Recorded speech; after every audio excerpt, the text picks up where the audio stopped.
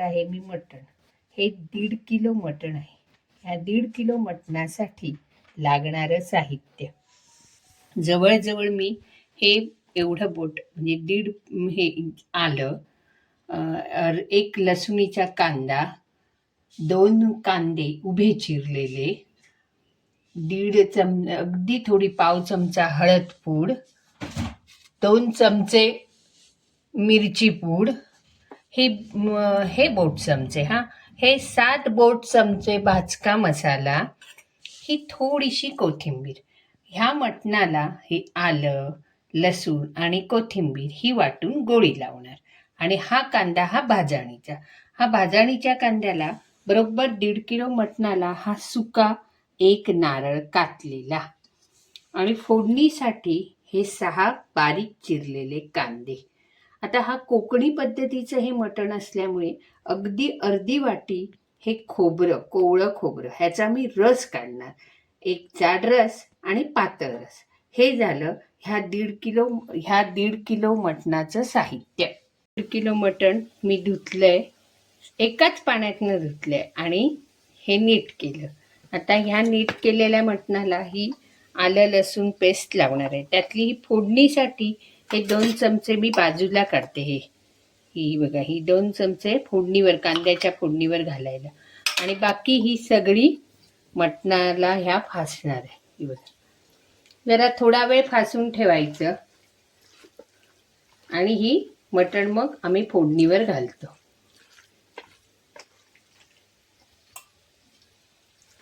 जराशी किंचितच आम्ही ह्याला मीठ घालतो, जास्त नाही, किंचितच मीठ.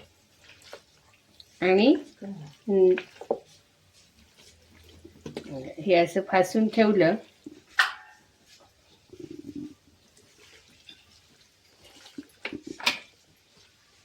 आणि हे किंचित मीठ घालायचं आणि हे फोडणीवर घालायचं. ही मटणासाठी भाजणी केली आहे.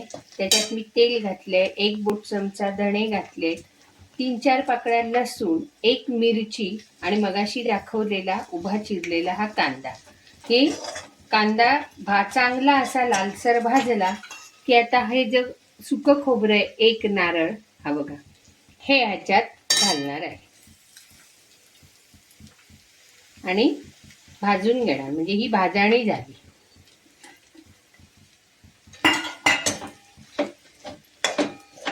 तूप ठेवलंय, त्यात हे तेल घालते थोडं. कांद्याला पुरेल एवढं तेल, जास्तही तेल घालायचं नाही.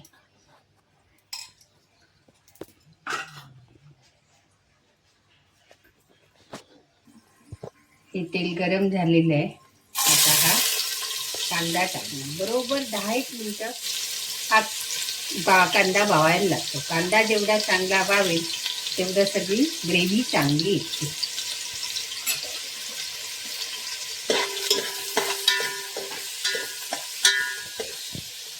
ही अशी सुंदर भाजणी झालेली आहे. त्यात खोबरं, कांदा, जराशी 1 चमचा धणे, 3-4 मिरी आणि लवंग. कारण मसाल्यात आमच्या सगळं भाजका असतं, पण हे मटण असल्यामुळे ही स्पेशल अशी भाजणी. हा बघा, हा असा चांगल्यापैकी आता कांदा बावलेला आहे. माझ्याजवळ थोडासा टोमॅटो असल्यामुळे हा घालते. आवडीप्रमाणे घालावा. मटणात शक्यतो घालत नाही, घातला तर ग्रेव्हीला चांगला येतो.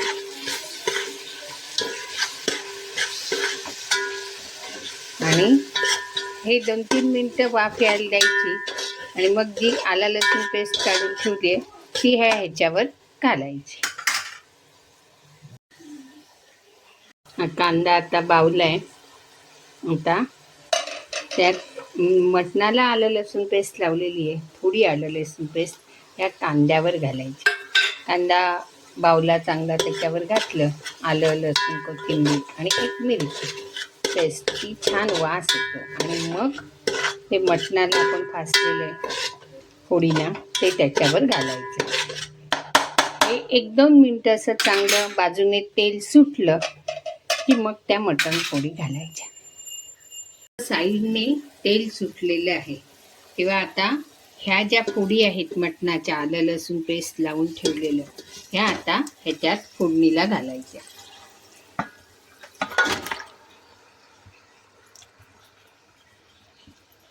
आणि चांगलं ढवळून घ्यायचं. आणि ह्याच्यात शिजलं की मग 5-1 मिनटं हे वाफ यायला द्यायची आणि मग हळद पूड आणि असं सगळं घालायचं. ह्यालाही आलं लसूण पेस्ट लावलेली आहे, कांद्यावरही घातलेली आहे. त्यामुळे असा खमंग एक प्रकारे वास येतोय.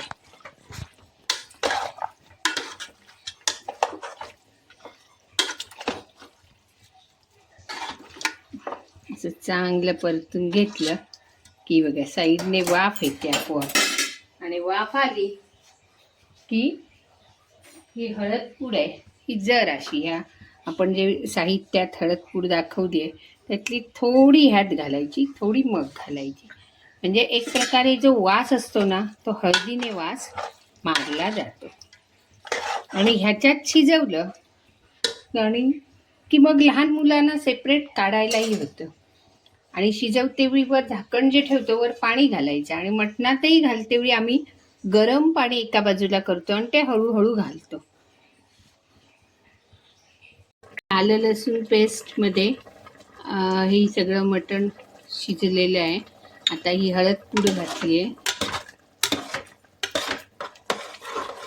चांगली अशी सगळीकडे फासल्यानंतर ही 2 चमचे बोट चमचे मिरची पूड घालायची.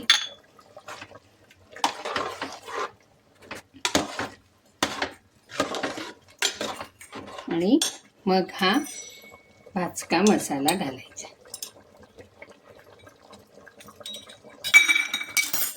तरी हे मटण शिजायला बाहेर शिजवलं तर 1 तास एक जातोच जातो, 1 ते तासभर मटणाच्या ह्याच्यावर अवलंबून असतं. आणि आता हे चवीपुरतं परत थोडंसं मीठ घालायचं बघून, तर त्या मटणाचा अंदाज घेऊन आपण हे मीठ घालायचं.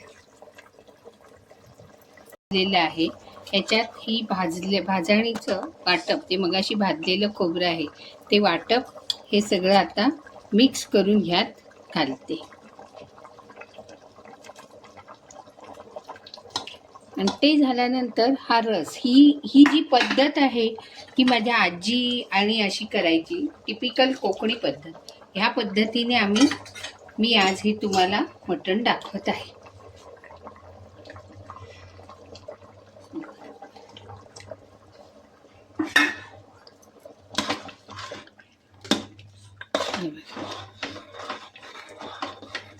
चांगलं मिळून यायला द्यायचं आणि जवळजवळ 3-4 मिनिटांनी पहिला पातळ रस घालायचा आणि मग जाड रस घालायचा. रस झाला, 1-2 मिनिटं झालेली आहे, त्याला उकळी फुटली की हा जाड रस घालायचा. ही आमची टिपिकल कोकणी पद्धत. मसाल्यात शिजलेलं आहे, नंतर भाजलेलं वाटप घातलेलं आहे. भाजलेलं वाटप घालून झाल्यानंतर हा असा थोडा पातळ रस घालायचा. पातळ रस घालून त्यात हे असं ढवळून घ्यायचं. झालंय, आता हा जाड रस घालायचा. जाड रस जवळजवळ माझा 1 पेला झालाय. आणि जाड रस घातल्यानंतर उकळ फोडायला द्यायची नाही. हा बघा, हे जिथल्या तिथे ग्रेव्हीचं असं सुंदर लागतंय बघा. हा हा वास सुद्धा कसा खमंग येतोय.